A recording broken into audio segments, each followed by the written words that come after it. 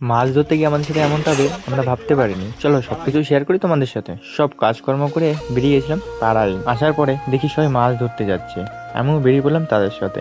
আজকে মাছ ধরার পদ্ধতি ছিল বড় ফাঁসার জাল।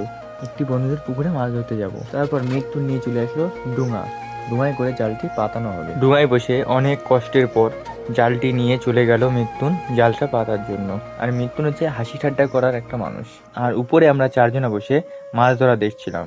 আর ওইদিকে আমাদের প্রায় শেষ হয়ে গেছিল জাল পাতা, আর এইদিকে নারুদা জালটি ধরেছিল। তারপরে নারুদার আর তস হয়েছিল না, তাই নিজে একা একাই নেমে গেল জাল নিয়ে। আর জালে তো মাছ বেঁধে গেছিল তার আগে। আর সবাই একসাথে হবো, একটু আড্ডা মারবো না, তাই কখনো কি হয়?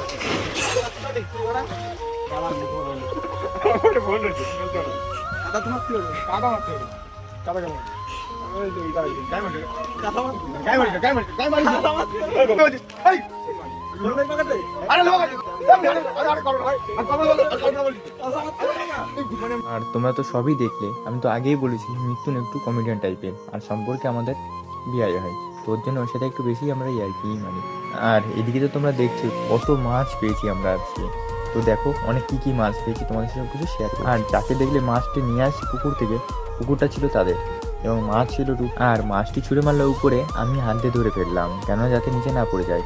আর মাছটি ছিল রুই মাছ, আর ছিল তেলাপিয়া, আর ছিল মৃগেল। আর আজকের ভিডিওটা এই পর্যন্ত। আর কেমন লাগলো অবশ্যই তোমরা কমেন্ট করে জানাবে।